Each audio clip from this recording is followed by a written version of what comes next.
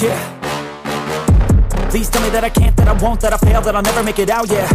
Please tell me all the bad, never good, fill my head full of every single doubt, yeah. Please say any negative thoughts, I pop off when I hear people say I cannot. I get off to the thought of proving everyone wrong, I won't stop to the top, so you better back off and get lost. I'ma stay loud, stay proud, never running out, never heading south. I'll be spreading out, call it word of mouth, can't put me down, I'll be getting loud. You can have your doubts, not what I'm about, have your cloud, it be raining now. I keep making sound, go another round, I'm legend bound, can't stop me now. You don't wanna fuck with me, a slow burn like a disease. Just tell me that I can and I'll show you things that you couldn't believe. Just tell me that I can. Just tell me that I can. Just tell me that I can. Just tell me that I can.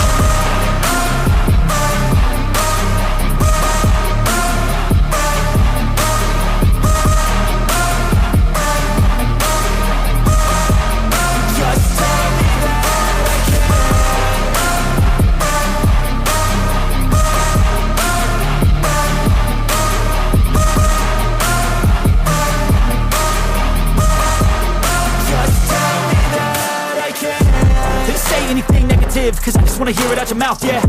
Give me fuel, it's a tool that I use to go ahead and run my mouth, yeah. I take shots, I take loss, I make shots, I miss lots. That's how you get big box, you get yachts, you swing lots and pop off a big shot. I ain't done chasing, got big dreams, bigger things, impatient. Who's at the top think they need replacement? Who's at the top think I'm gonna erase them? Face it, I don't give up quick, I don't give up shit, I won't give up this. Cause I know that I want it, know that I'm on it, I'll make it, I promise. You don't wanna fuck with me, a slow burn like a disease.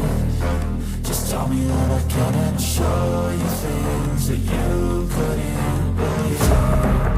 Just tell me that I can. Just tell me that I can. Just tell me that I can. Just tell me that I can.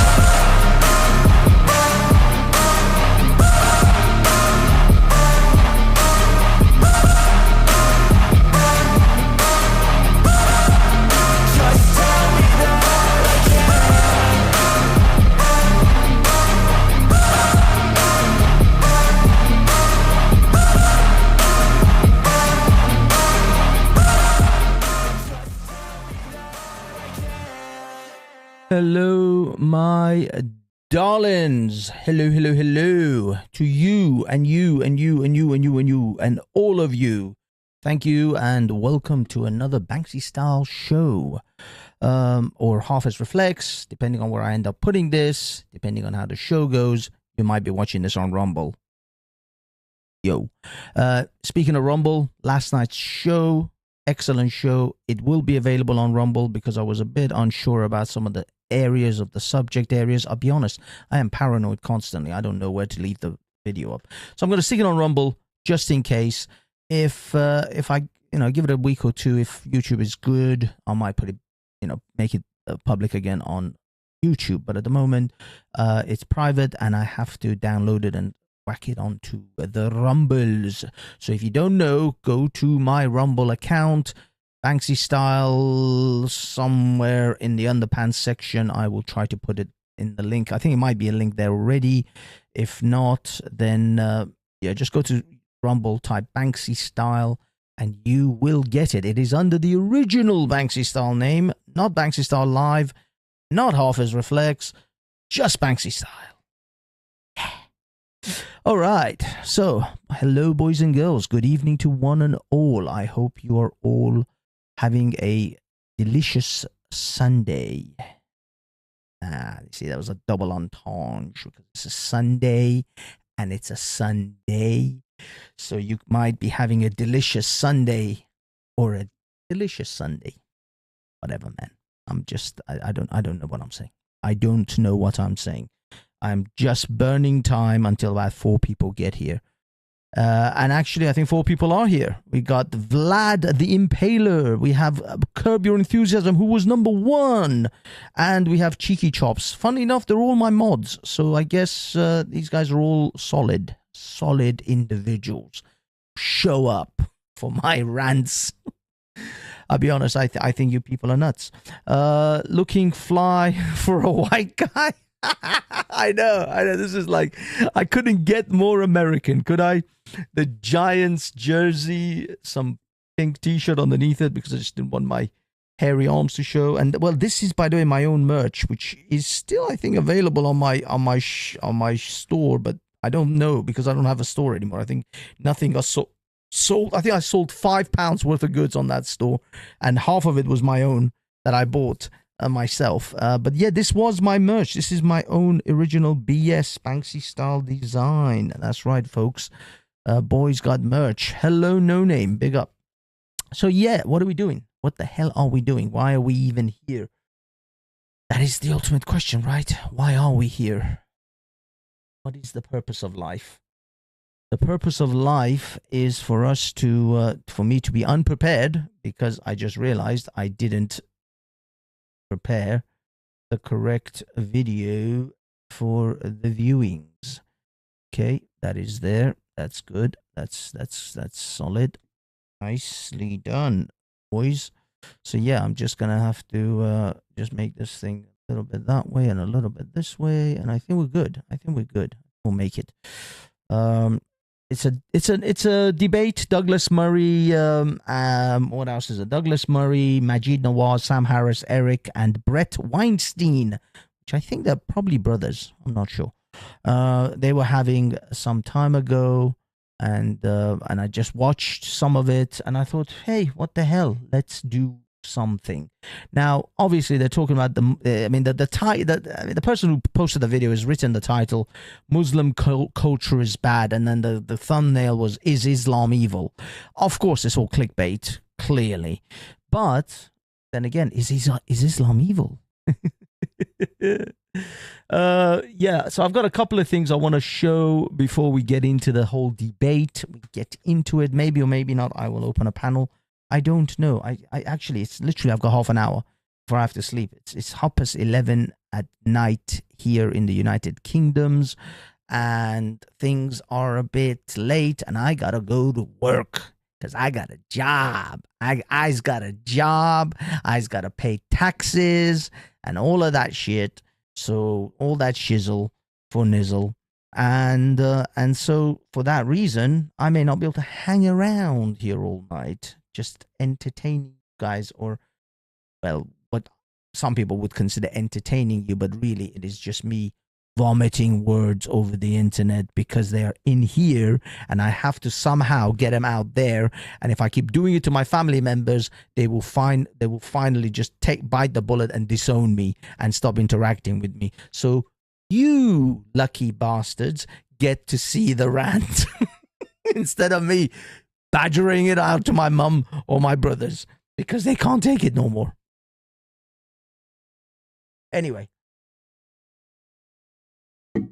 that's some chamomile tea because I'm trying to get a little zen and just like chill before bedtime. So I'm trying to bring myself down. The problem is I can't bring myself down because I have to hype myself up to do this shit. And this shit is going to piss me off. It's going to... Oh, Miss Banksy, hello, love. How are you, my darling? I hope everything is well. I hope you and yours are wonderful. And I'm sorry, I forgot to, I think, send a happy Valentine's Day to you. I think I did. Oh, my God. Belated happy Valentine's, my darling. I think we did it last year, and I forgot to do it this year. I didn't do it. You didn't do it. Neither of us did it. So really, no one's to blame. But happy Valentine's Day, Miss Banksy. Because I love you, Jenny. Okay, where were we? What are we doing? Where are we at? Okay, here we are. Let's pause it. Let's bigger it.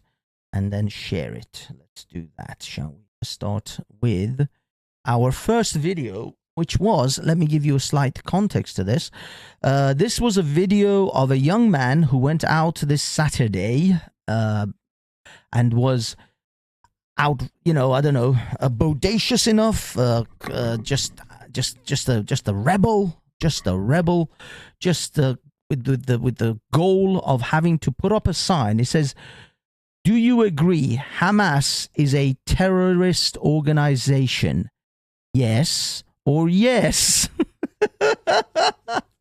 And for having the goal, having the cojones, the testicular fortitude to go out there.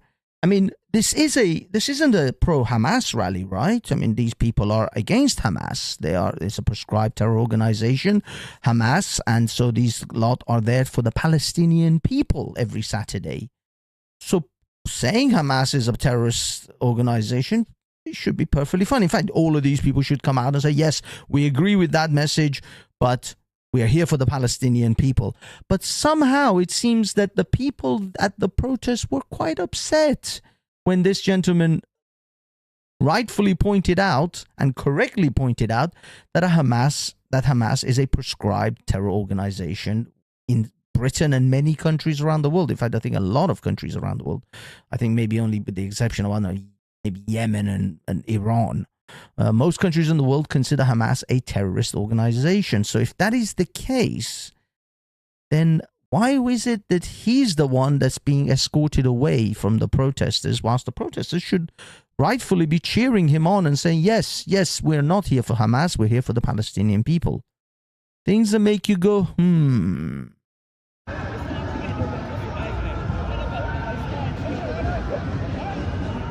Look at this guy. He just manhandles, and then he just grabs and manhandles him because the guy was kind of pushing him, and he's like, all right, I'm going. And then the guy just grabs him and manhandles him because that is how you are treated if you're not part of the gang. You see?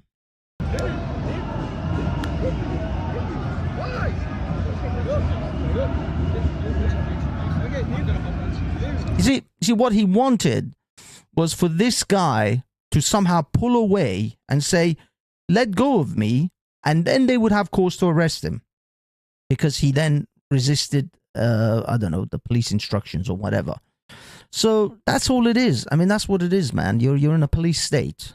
You really don't have freedom of speech. You are in a police state. Right now, the police have ridiculous powers to simply arrest you for, what is it now? Breaching the peace. Breaching the peace is just some bullshit catch-all fucking term just to fuck with you whenever they want, just to chuck you away. But that's what it is. That's what it is. Because the mob, being the Muslim mob, gets the podium. It's called mob rule. That's what you have in Britain. You essentially have mob rule. This man's rights are violated because the mob doesn't like it. Well, if the mob decides that they have to lynch you because you blasphemed the Prophet, I guarantee you these police officers will be the ones who will actually be the ones tightening the noose around your neck for the lynch mob.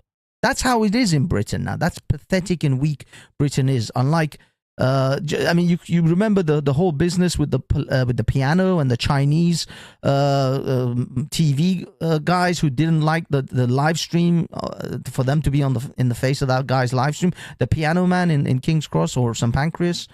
Well, this is the same thing. The police immediately take the side of the loudest, the squeaky wheel. You know, they say the squeaky wheel gets the grease. That's what the police do. The police in this country are just scared shitless of actually upholding someone's individual rights. Anytime, if you want to get your way, get 20 of your mates together and you'll get your way. You go out there on your own, go out there with a couple of friends against other people that are 20, 30, then no, the mob is mob rule. The mob takes the what do you call it? It's the bully pulpit. The bully pulpit. They get to have their say, but he doesn't get to have his say. Now, the funny thing is, it should be interesting to have an experiment to see if you can actually go out on your own when there are no other protesters or opposing protesters and simply hold out a sign saying Hamas are terrorists and see how that works. I might do that as a social experiment or something. Just to hold a sign on a regular day, I don't know, Tuesday or something. No protesters, nothing happening, just a sign. Hamas are terrorists. Do you agree? See what happens. Note it down. Next stream, live from Trafalgar. Hamas, are they terrorists? Dun dun dun. But yeah, anyway, this poor chap, he's Iranian, by the way. He's Iranian. What a champion. Went out there and, well, I mean, in a weird way, he did get his 15 minutes of fame, so I suppose. But anyway, and then I discovered a new YouTube, a new Twitter or X channel, or someone that was called something else, I think, and then they changed their name to the Muslims of TikTok. The funny thing is, I've already started following this individual, and I didn't even know I was following this individual. But the Muslims of TikTok released this. By the way, remember, they don't, children, this is the irony. Someone like Jordan M., who was trying to make out that they don't put children into burqas, they don't put children into hijabs because that's for adults. A child is innocent. A child doesn't know anything about, why would you put a child in a hijab or a burqa? Nobody's attracted sexually to a child. It's the whole hijab thing is supposed to cover a woman's modesty, not a child's modesty. Wink, wink. Unless that child happens to be 9 years old and they've come into puberty, dun dun dun, and then a 58-year-old man might want to marry her. So maybe that's why they're putting 9-year-old children who are clearly even under 9 by the looks of most of these into burqas. But what the hell's going on here?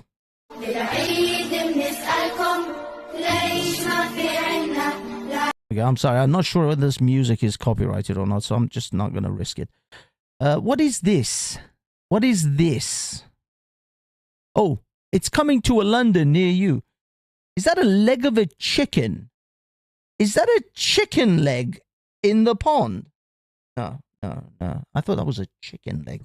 I swear that looked like a chicken leg. Is this... Can I see this? I don't know, how can I highlight it? Okay, in the water... Something that looks like a chicken leg, but I think it's not. I think it's just reflection of stone or something. Look at this. Oh, what the hell's going on with that slide? What are they putting sandpaper on kids' asses? Why is that slide so badly degraded? I mean, these kids are wearing, cotton bin bags. They should just slip right off that slide without any thoughts. What are they doing to these slides? But yeah, I mean, sorry, I'm digressing from the point that these children are essentially stuck. I mean, this is the ninja outfit. I mean, these are not even like these are like full on ninjas. They've got the gloves, the fingerless gloves, and everything. These are I've seen some of these. I've seen them in real life in Hyde Park on summer nights. Go to Hyde Park after about 7 o'clock in the evening. You'll see a lot of these. They actually have different colors too, not just all black. They are the ninjas. Look at this. Look at this. This is the innocence of children, right? This is children. Where the hell is this? It's not Afghanistan because they're being burqas. These are not burqas. These are niqabs. This has got to be some godforsaken Arab nation. Or maybe something else. I don't know. I can see that kid's face is showing. Cover her face, that slut, that harlot. Did you see that little harlot, how she had her face uncovered? My God, Allah will curse her. Fuck it up. Ah, coming to Europe, people. 2050. Wait for 2050. Your children. Your daughters, your daughters' daughters, your granddaughters be wearing this shit. Telling you now, mark my freaking words. February 18th, 2024, Banksy told you. I want this video to be on record for all time. Banksy told you. 18th of February, 2024, by 2050, your daughters will be there. Your daughters will... This will be the playground of your daughters in the middle of Britain. Mark my words. Heed my words. Heed my freaking warning, Englishmen. I'm talking to you, the English, the Scots, the Welsh. You used to have fucking balls. You went out and conquered the world. You had the biggest empire the world had ever seen. What happened? Did they cut your ball? When did they cut your balls off? Really, the question was, it's not if they cut your balls off. Really, when? At what was it? When was it? Was it before iPhones and LCD televisions, or was it during the 90s and MTV and all those estrogen-filled McDonald's and Burger Kings that they fed you? When was it that your fucking balls got cut off? Because they did. And it doesn't look like you fucking getting them back anytime soon. Please, for my sake, I am the fucking foreigner here. I want to live in England. I don't want this crap. I want to live in Britain. I want Britain to be about the British. I want England to be about English. These Muslimic Ray gangs. I don't want the Muslimic Ray gangs with their Iraqi law. Please. You see, the thing is, by 2050, there's a good chance I'll be dead. There's a pretty good chance I'll probably would have shuffled off this mortal coil. So really, I wouldn't have to endure the monstrous shit that is going to befell Britain. But I do have a nephew who is very young. He's 8. No, 9. He's 9 now. And he's going to have to endure that crap. His children will have to suffer this shit. So spare a thought for my nephew and save us from this bullshit nightmare. Please, you have to act now. Believe it or not, you think you've got time. You don't. You don't have time. Your demographic shift has already begun. You're already slipping down the shithole. You're really actually going to, at the very least, pause it. We're not even talking about pulling it back. We're talking about if you act now, you're just going to start to pause it or at least slow it down. So that maybe by 2060 or 2070, you'll be in the shit. Because right now you're in the shit. You don't know it, but you're in the shit now. I don't know what to say, man. I don't know what to say. I don't know what else to do. You guys are fucking driving me nuts. Gonna have to fucking figure out a way of getting my nephew out of this country before 2050. Set him up somewhere else. Maybe the States. I don't know. The States going to the shit. Iceland. Friggin' Eskimos in Antarctic, the North Pole, the Arctic. Maybe Alaska. Maybe Alaska will be the last place because Muslims don't like the fucking cold. They don't like the cold. These Arab dwellers, these sand. I was going to say something. These sand people, they like the Mediterranean weather. So they're most likely going to not bother with Alaska. Alaska may be the last refugee. Alaska, Iceland. I mean, half of them are in Sweden, but they hate it there because that's way too cold for them. So yeah, I think Iceland, Alaska, Finland, maybe.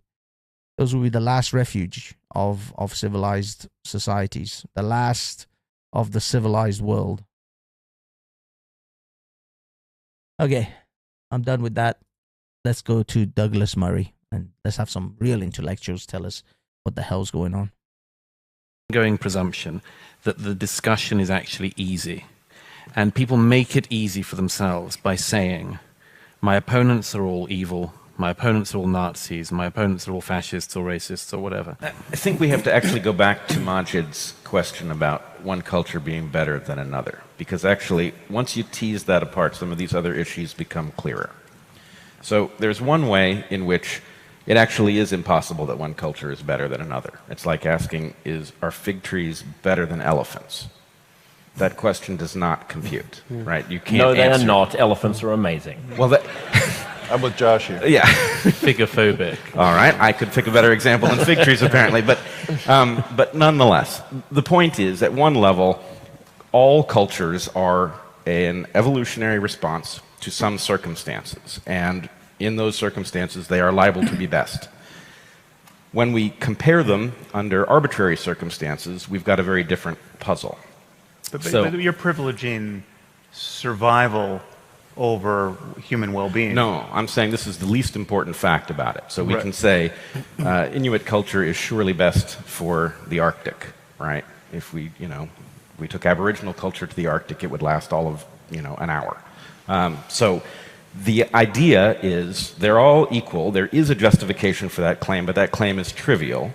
And then there's a question about differences like the ones Eric points to, which are arbitrary. Which side of the road do you drive on? It doesn't really matter. There's not a better side of the road, but you've got to agree. And then there are places where there is actual betterness. But that betterness comes from an entirely different realm. That betterness comes from a place where we've actually agreed on values. In other words, we've said, this is something we would like to see more of, and then once we specify what this thing is that we would like to see more of, then we can say, well, this system produces more of it than that system. So, for example... Or less of as well. Sure. Yeah. But if we take, for example, the difference between a polygynous system and a monogamous system, is one better than the other? No, they both evolve under different circumstances. But one is better if what you want to do is reduce violence and the tendency towards warfare. So there is no objective way in which we can claim that warfare is bad and that violence is bad. But of course, everybody in the room would probably agree that they are bad from some other perspective, which is the values that we all share, which then goes to Sam's point. So if we can get to a conversation where whatever group of people it is that is trying to govern itself can agree on the values that it would like to see maximized, then we can have the conversation about what the cultural structures are that produce those values. And then we get into an issue with immigration, which is to the extent that you are inviting people in whose values are at odds with the values that the self-governing entity has agreed upon, what do you do about that? Right.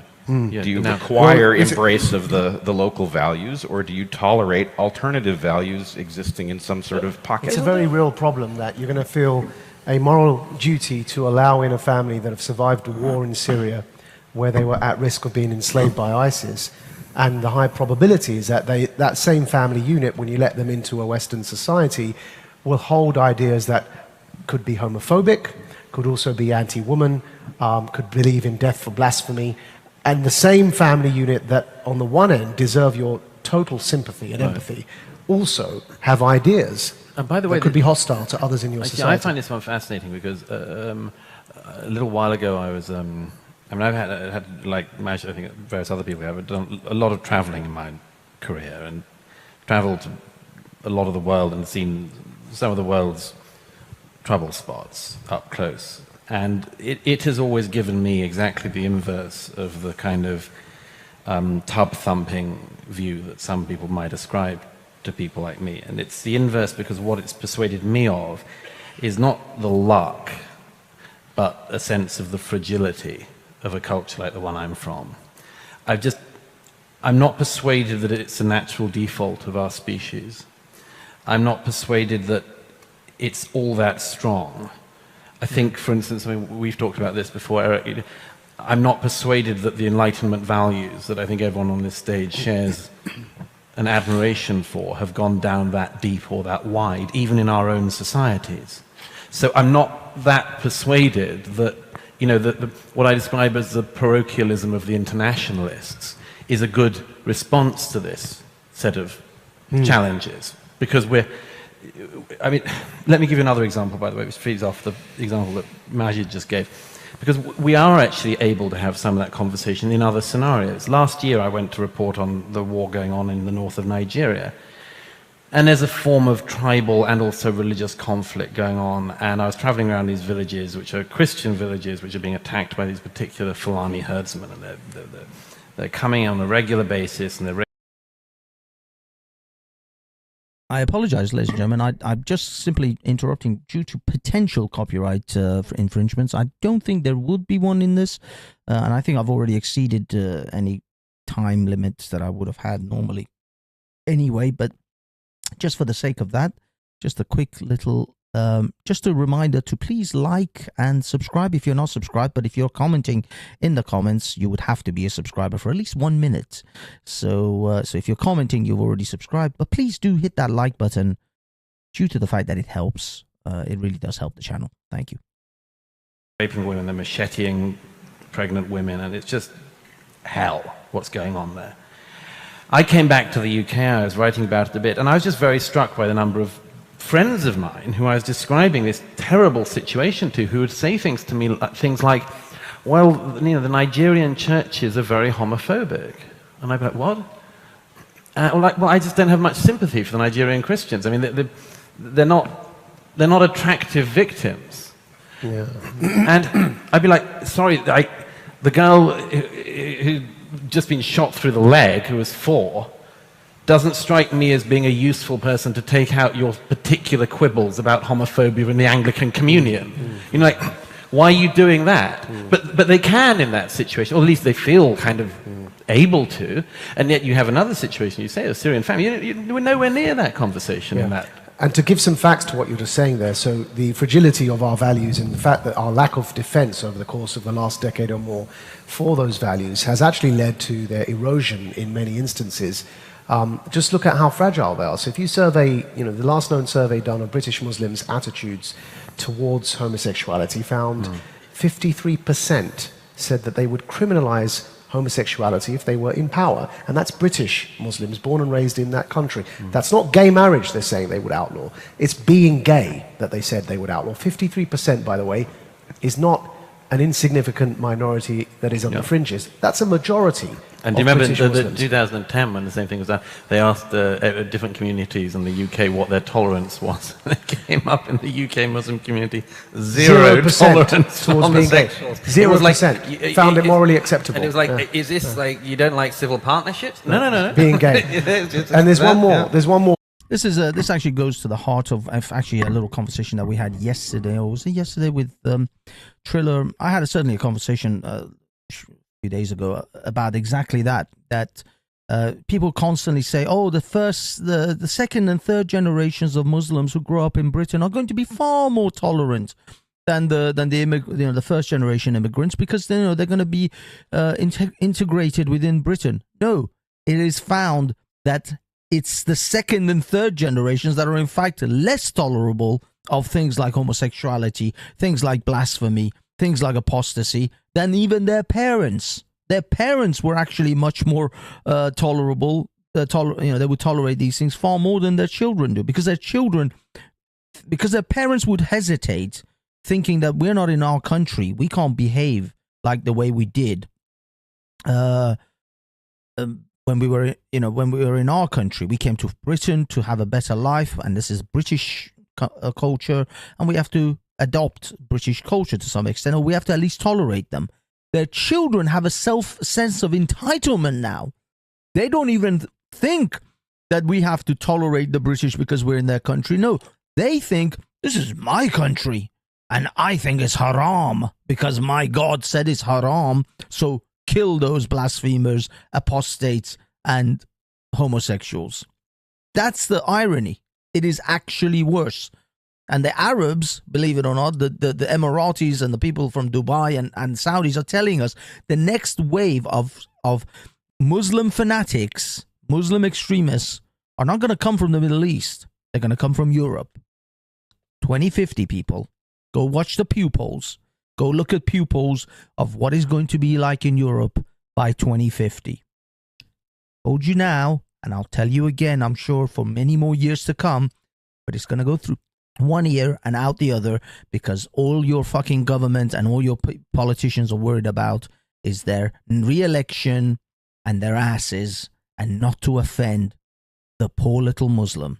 Even when the Muslim will have his foot and he'll have his boot on your neck. Even at that time, there are literally memes right now of Muslims, of Europeans saying, with a Muslim with a sword to his neck, and the Europeans saying, please, as long as I don't offend you in any way, you may cut off my head if I just, if it offends you.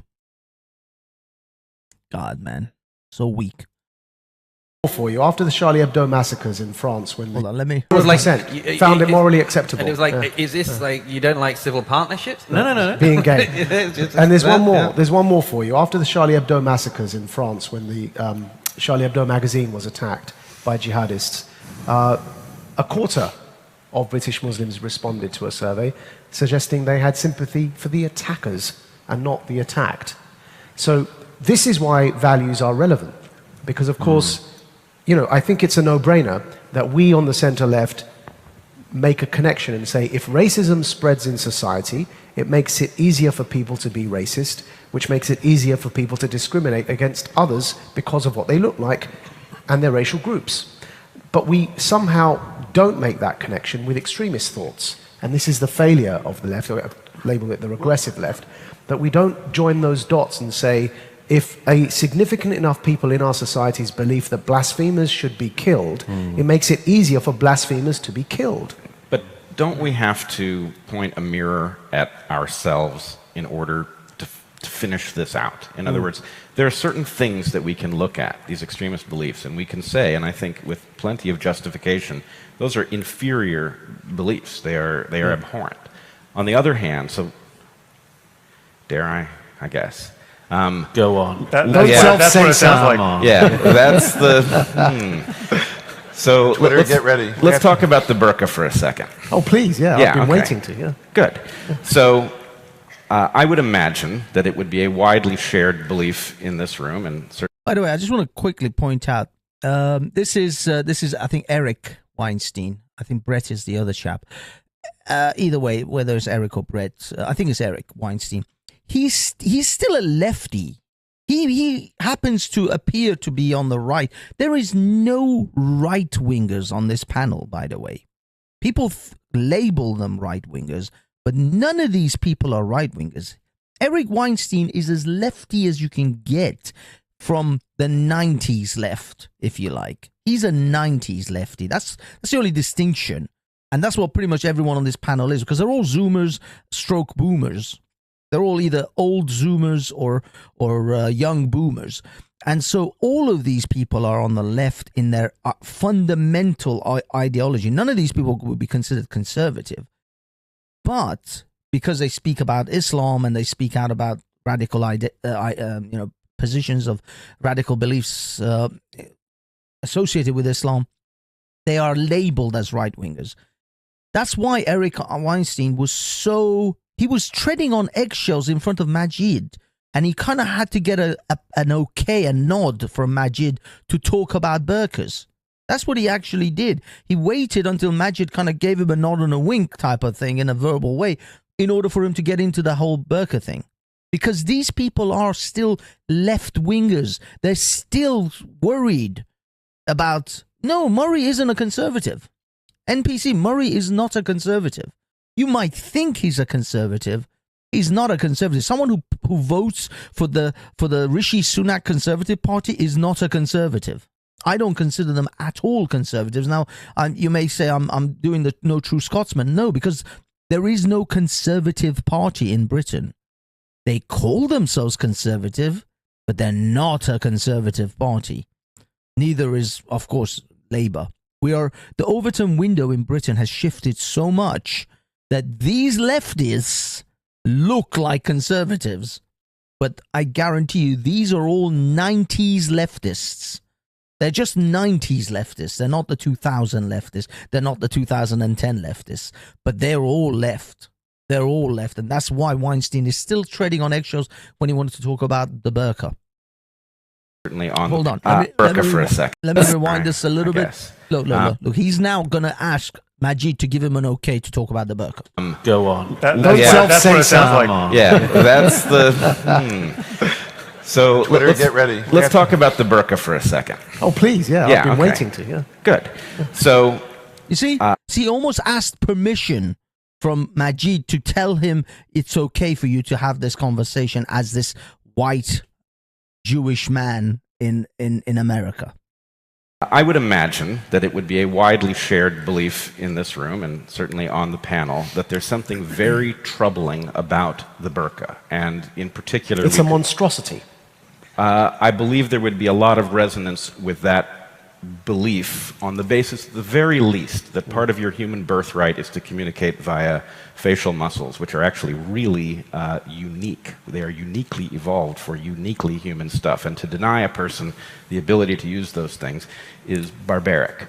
On the other hand, it struck me as hypocritical that we don't recognize that the burqa is one terrible solution among a whole pantheon of terrible solutions to a problem that's actually much older than humans. That there's a primate problem with groups in which there are multiple males. How do you get pair bonds to stick when you have multiple males jockeying for position? It's almost impossible to do. So we don't see it as a widely distributed property amongst primates. So human cultures have solved this in a whole bunch of different ways. Some of them absolutely monstrous and beyond the burqa, of course, you know, female genital mutilation for one. So we have all of these bad solutions. I believe without exception the costs of them fall disproportionately on women.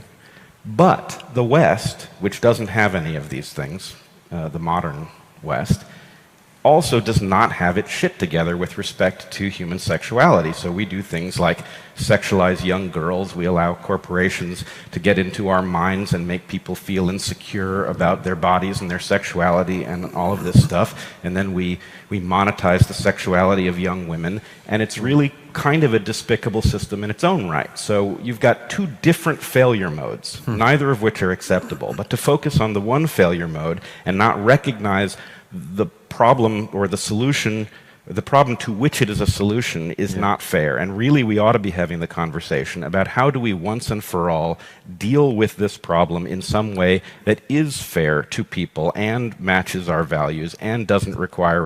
Okay. I don't agree with what Weinstein just said. I think it's bullshit comparisons. The fact is that, yes, sure, we sexualize young girls and corporations do that in order to sell products, but everyone involved, for the most part, should be consenting adults or certainly consenting individuals. No, I can guarantee you, there are hundreds of thousands of women in burqas who are not consenting. You think those children I just showed you? Let me just quickly flip back to the video. Are these little girls? Are these consenting children? Are they consenting? Do you think they're consenting to wearing that crap? Do you think these kids consented to this shit? Is this out of consent? Right? They're not consenting to this to be put into these outfits. To have an equivocation or somehow a comparison between the modern sexualization of women for advertising and marketing versus what they do to their little children is insane. He is out of his friggin' mind. I 100% disagree with Weinstein, but Weinstein is a lefty. That's why he feels compelled to give both sides. He doesn't realize one side is vastly different from the other, and that this is not an apples and pears comparison. For us to rationalize. Or actually apples and apples comparison. Isn't one answer to that in some way that is fair to people and matches our values and doesn't require us to rationalize? Isn't one answer to that to constantly be aware of the fact that this is just an ongoing tension? To recognize that there are tensions like this in our species, which we're forever going to have to... There is a difference between a burqa and what you just, with respect, Brett, what you just said, because... Don't text now. No, Marge has just so pulled here we his have, phone out. Can everyone see that? I hope you Of course. There's a man on a beach. He's got no shirt on. He's in the sea, and he's got his baby girl there. Yeah. Yeah, can you see that, guys? Can you see that? Yeah. Can you see that? Right? Yeah. Right? He's on the beach. He's got his baby girl, and he's got a huge smile on his face, which you won't be able to see from over there. And here is an image. This is an image. I don't know if this is a photograph or a photoshopped image, but all of us have probably seen that at some stage in our lives. I certainly have. The man has got no shirt on, a bit fat. He's in the sea. He's got his baby girl in his arms. He's got a huge smile on his face. And his wife here is in a full burqa on the beach, right? Because she cannot take that off. And if she does want to swim, this is what she ends up looking like. She has to go in with her full burqa on her body, and she can drown like that, by the way. It's very dangerous. She can drown. Now, the difference between what you just said, advertising, the use of the female body and the male body, by the way, it's not just women who are sold in these adverts. There's a lot of pressure on men to look good as well. Don't I know it? So, but the point I was going to make very quickly is the following. You rise to the situation admirably. The difference is dogma, right? So what I find particularly morally objectionable to this burqa is the dogma that there in that heat on the beach, that woman cannot remove her clothing even if she goes into the water. You don't hear me defending the burqa. No, I know. I'm not saying you are. I'm not strawmanning you. I really genuinely am not. What I'm saying is that there is a serious intellectual and moral distinction between the way advertising companies use men and women to sell a product, which isn't a dogma, it's a market-driven thing, and if the market changes, that will change, and a religious dogma that regardless of changes to the market, changes to the weather, changes to the country geography or anything, will stick to this one thing, and regardless of the suffering it causes. And that's why I've got a problem in particular. Other people call it brainwashing, but I'm going to say dogma is... I know because for once upon a time, when I was 16, subscribed to a dogma. It is terribly corrosive and corrupting of the human mind. Okay. Wait. I want to just fix one thing that you've said about my position before Eric jumps in here. You're right, okay. Yeah. Okay.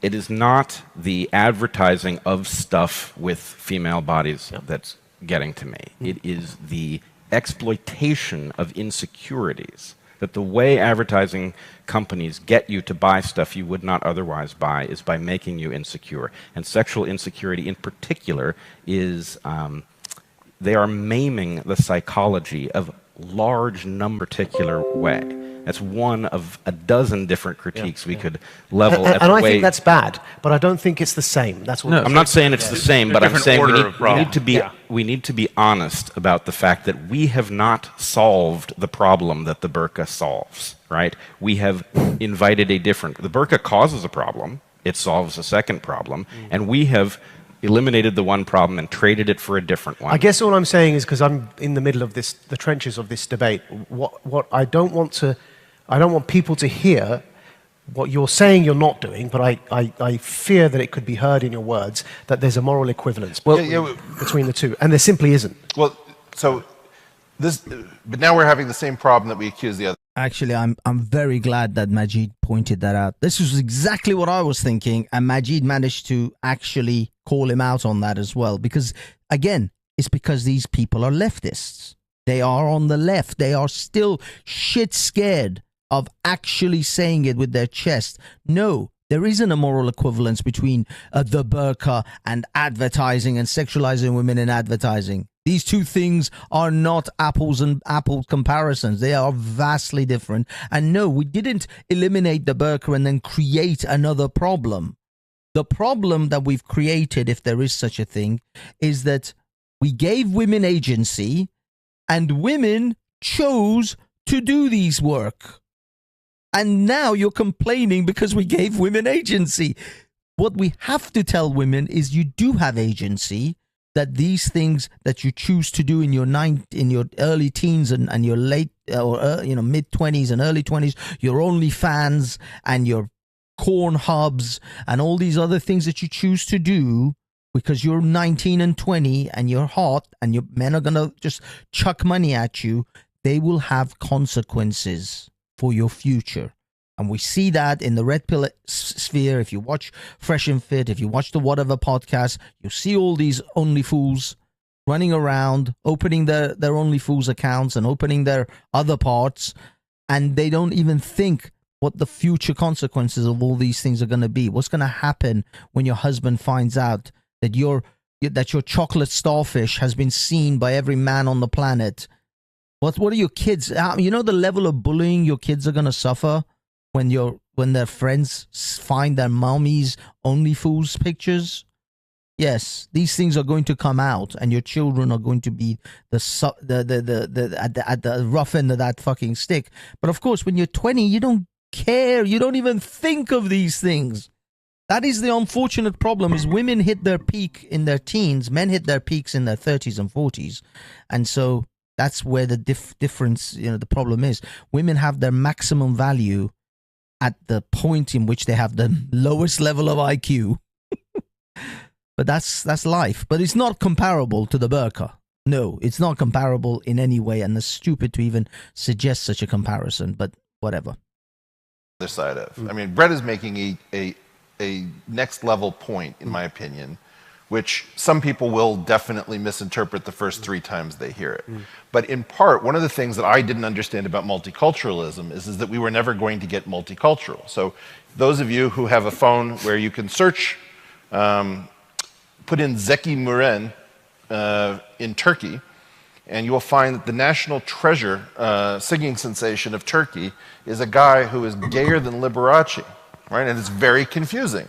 And then you can look at fatwas in Iran under the Ayatollah Khomeini allowing for sexual transition surgery, right? So if you actually look at the Islamic world, we are strawmanning the Islamic world in part. I'm not saying it does not have problems with homophobia. It absolutely does. What I am saying is that we did not even bother to learn all of the variants of Islam, all of the weird ways in which I cannot find a traditional society that does not make a place for non-binary individuals, right? In South Sulawesi, there are maybe 5 genders and they can become priests, whether you're talking about the Katuis in Thailand or the Hijras in India.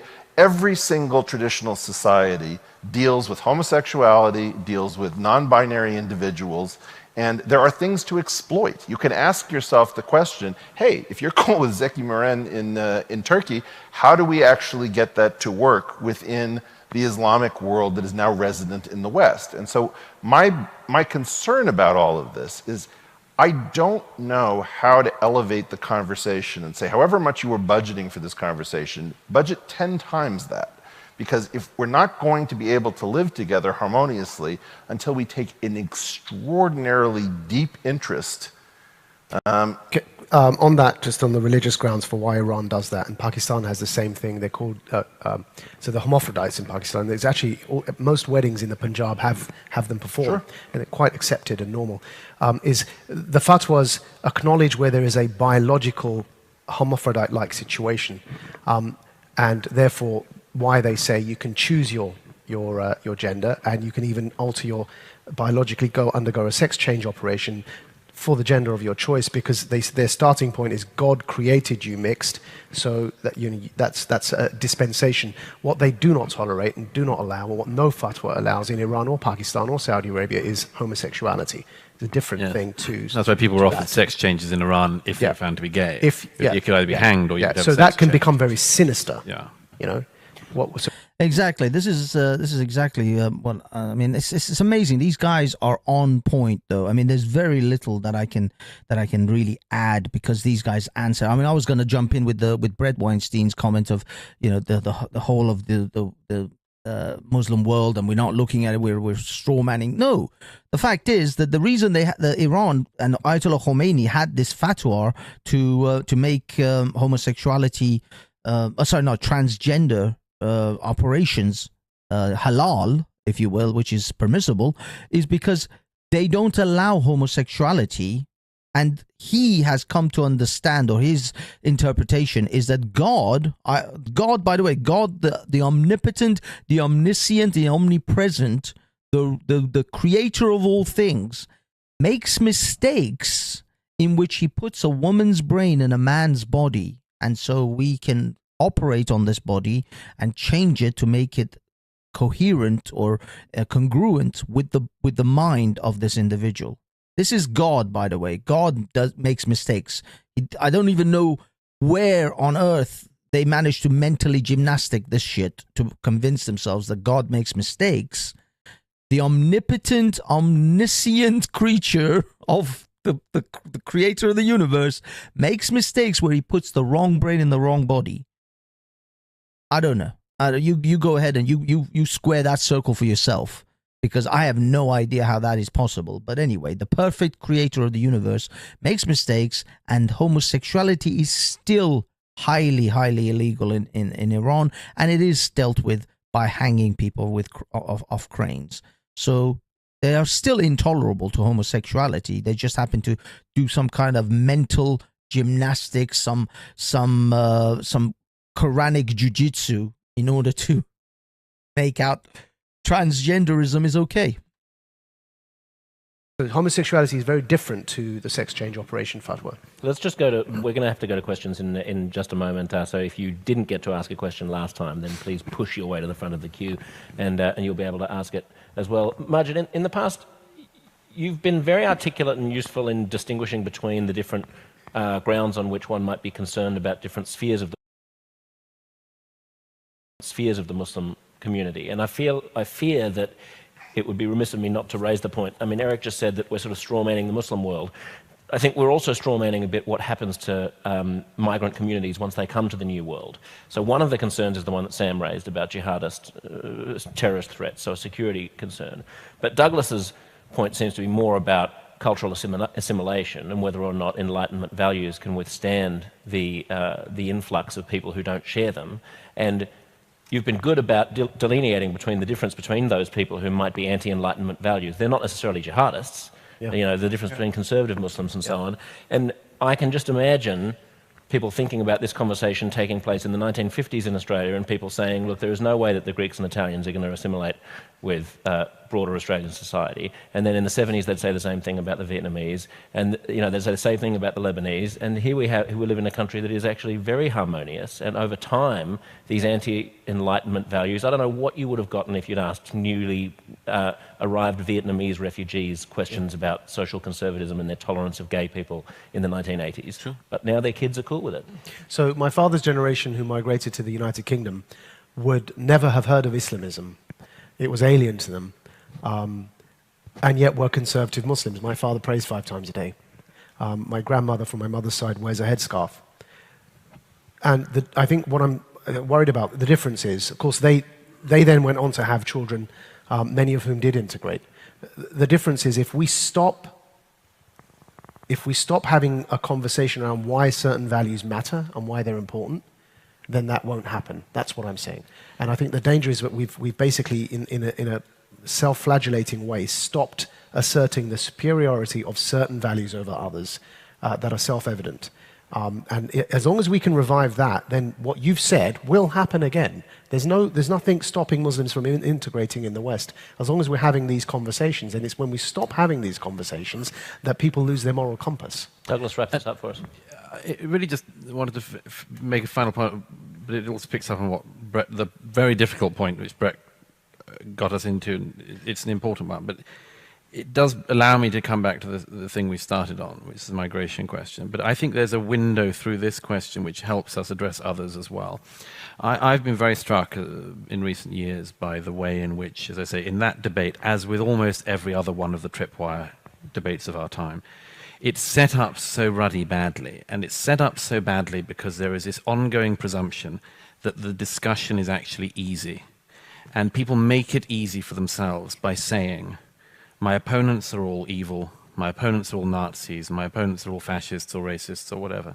And when I was going around all the migrant camps and traveling all over to research my last book, I came to what I thought of as quite an important realization, which was that the whole thing was set up so badly because actually what was happening was there were competing virtues. And this goes back to the Brett point as well. And Aristotle addresses this, and I found it very useful in the migration debate, and I think it applies to others.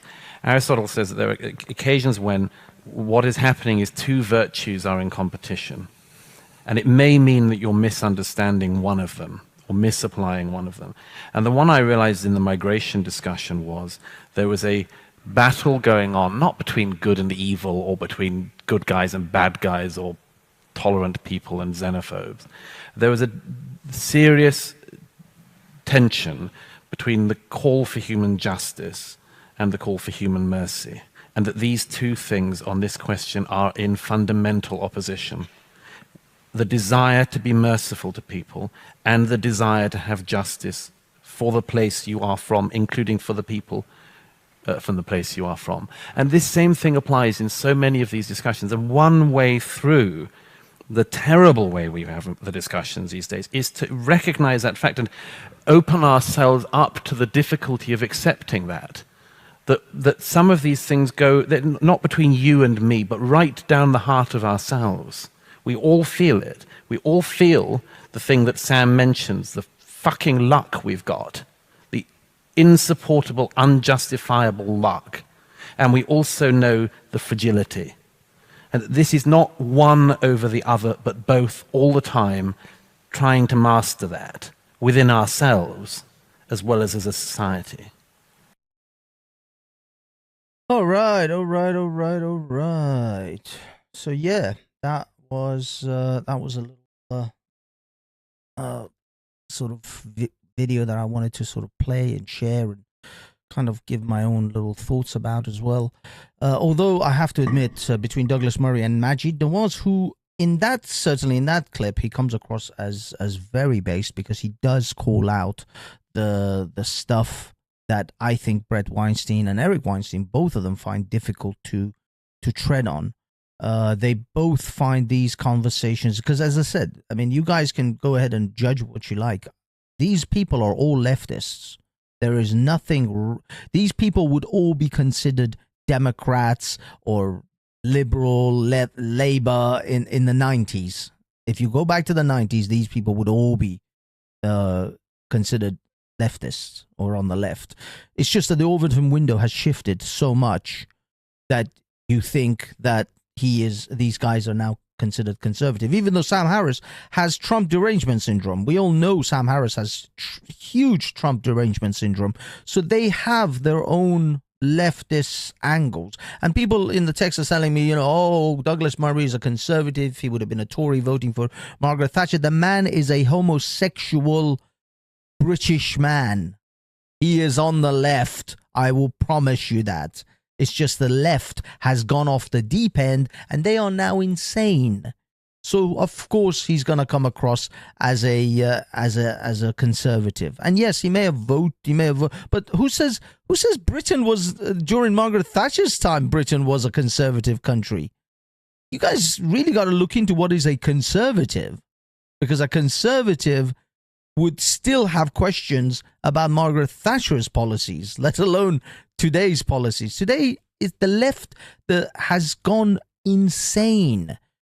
And so the conservatives look like that they're conservative in comparison, but it is only in comparison to the insane left. They are very much left.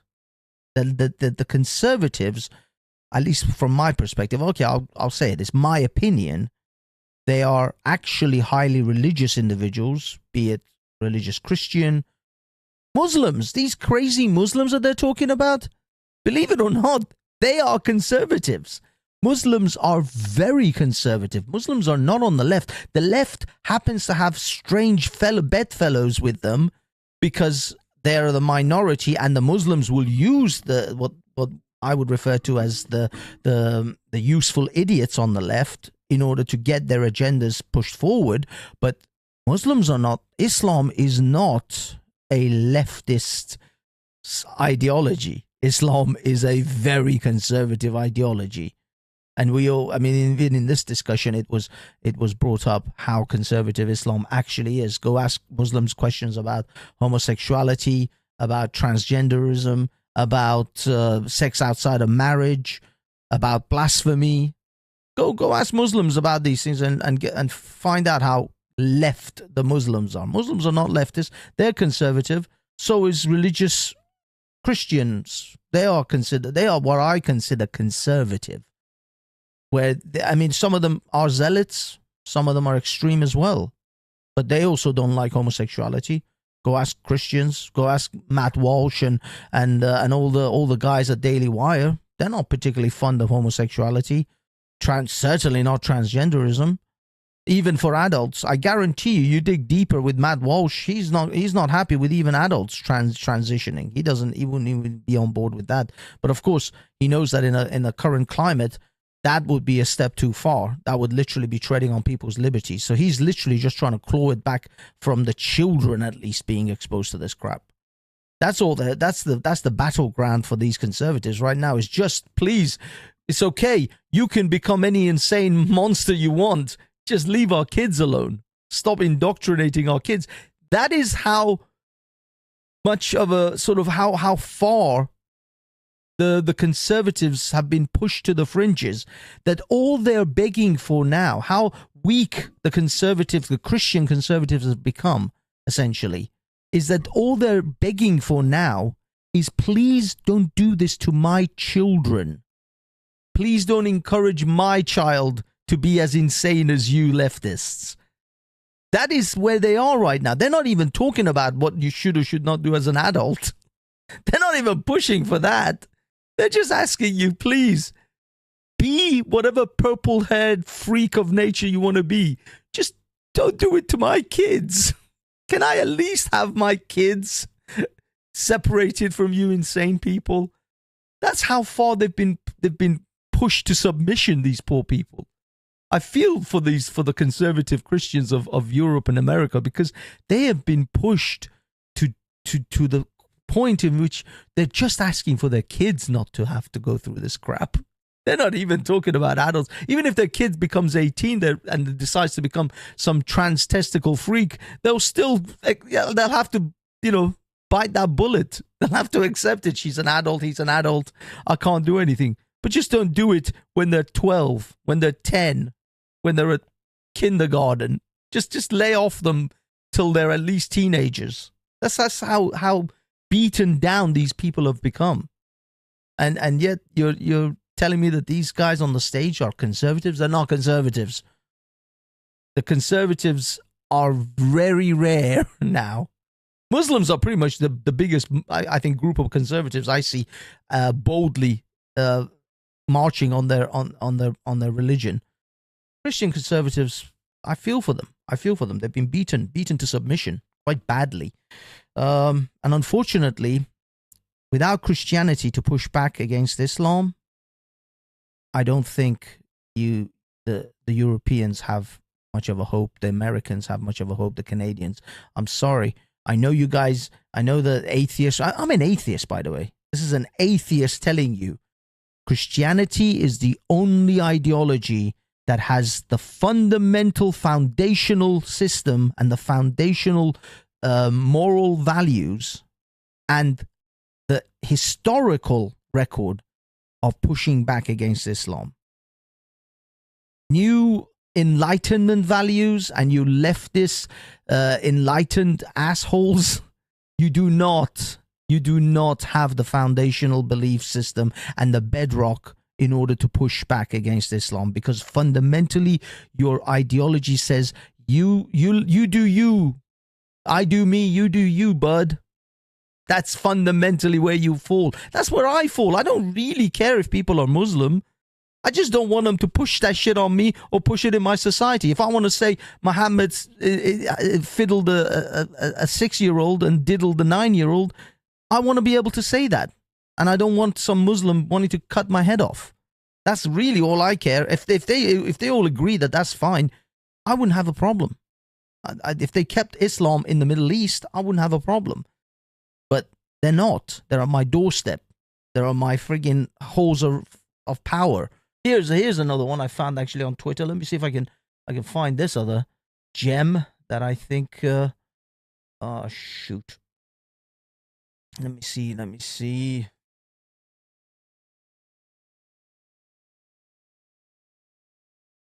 It was actually our boy Tommy who posted this recently. Let me see if I can find it. It was. Oh damn! Is it here? Oh. Damn it! Let's see. To find it, but damn. He tweeted it, and I thought I also retweeted it.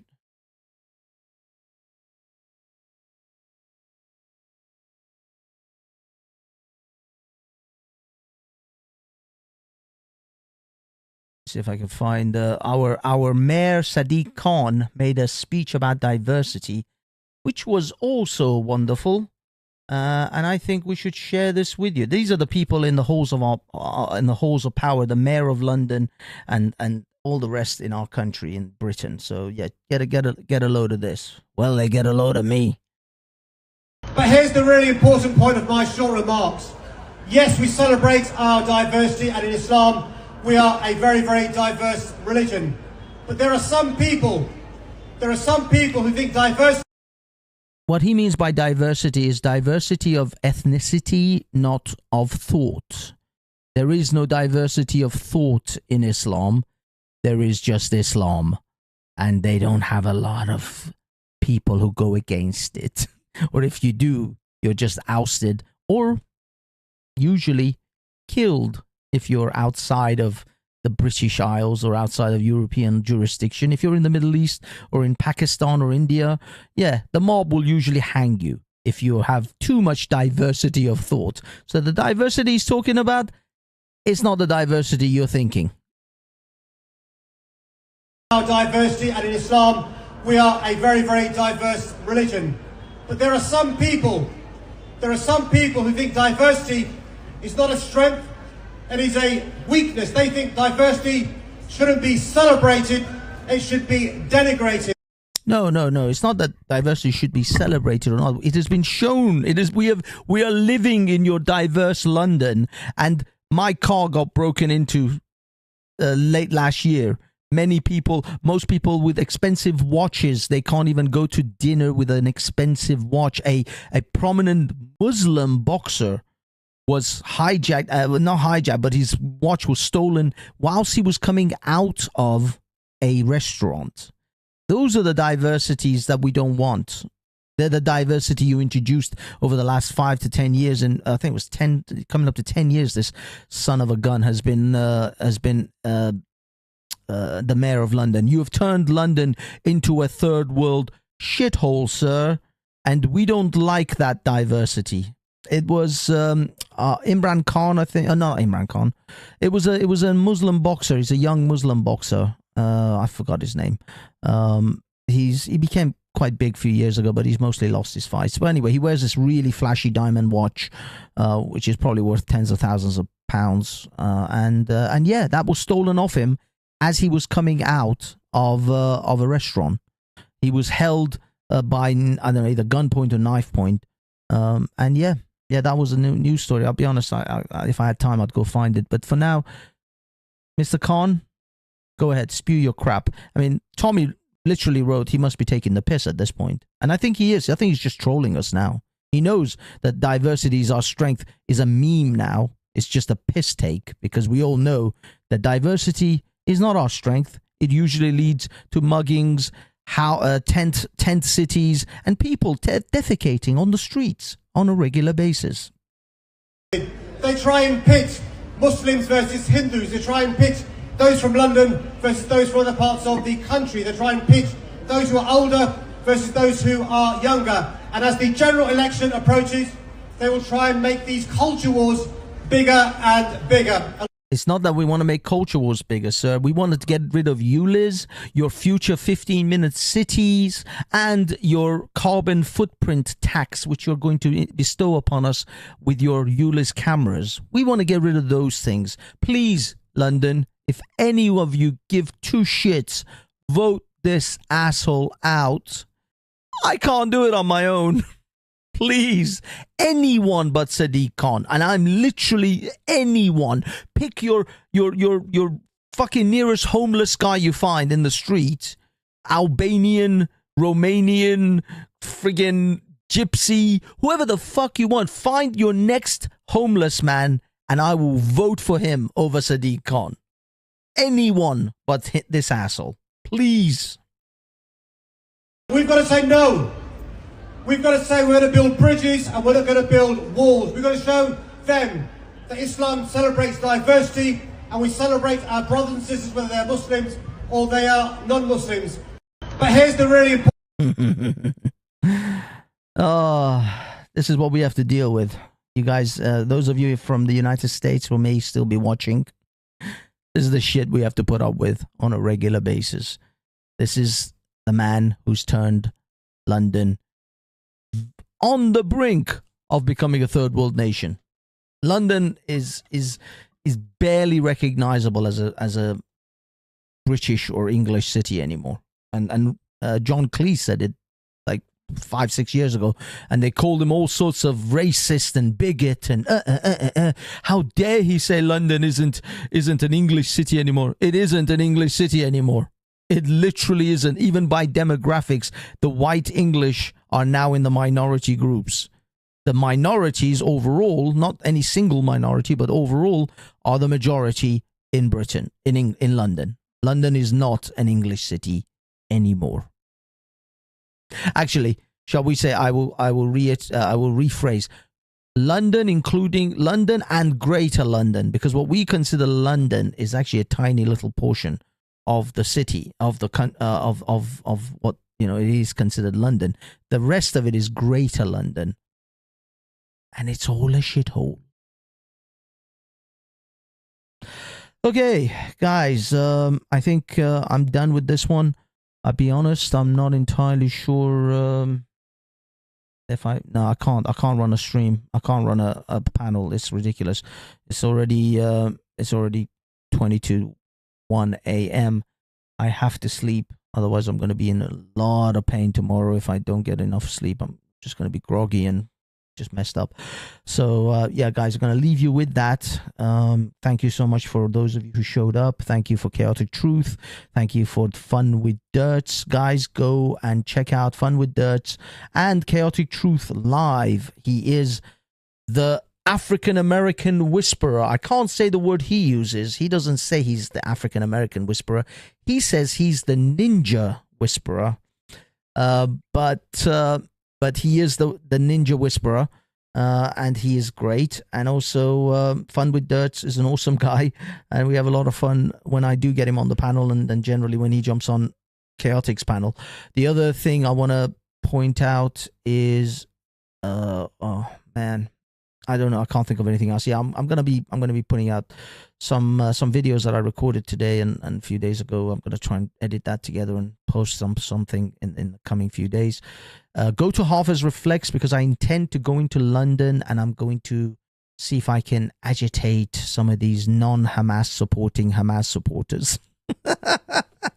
Let's see if we can mess with this Hamas thing, because I think this Hamas thing has got some legs that can grow, because it looks like a lot of people who don't support Hamas are rather upset when people point out Hamas is a terrorist organization. So let's see where we can go with that. I may have to mess with that a little bit. So yeah, thanks guys. It's been awesome. Have yourselves a wonderful evening wherever you are. Love the people you love. Ignore the people who hate you. Be yourself. Just be you. Because you're just awesome. Anyway, guys, yeah, as Chaotic would say, positivity is coming your way. So, yeah, thank you, everyone in the chat. And, yeah, go and do the things that you do and have fun. I'm going to try and find a track to play us out with. What am I going to use? Okay, I'm going to go losing my mind. All right, guys. It's been emotional. It's been a moment. And remember, stay away from Islam. Peace.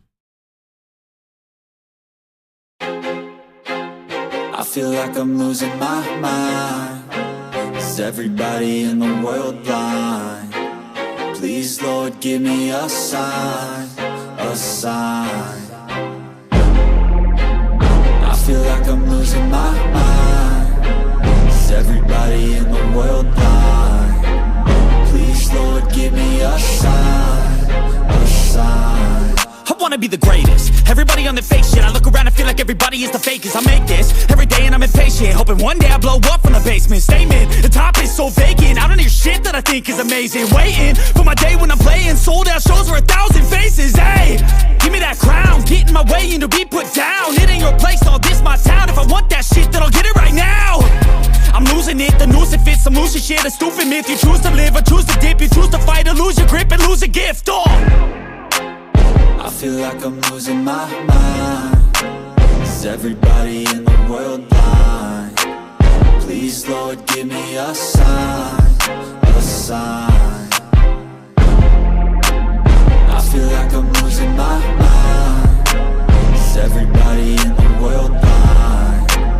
Please, Lord, give me a sign, a sign. Yeah, there's no mercy in this world, just hunger-thirsty persons in different versions. Each new update, that shit worsens. Why? Pull back the curtain and you'll see the different vermin. We all have different burdens that all seem to cause disturbance. Yo, so do me a favor, don't treat me like a neighbor. Don't need the different flavors of your problems just to savor. I've got my own issues, I need a comb to get through. Don't need to groan with you, just go get your own tissue. I feel like I'm losing my mind. Is everybody in the world blind? Please, Lord, give me a sign, a sign.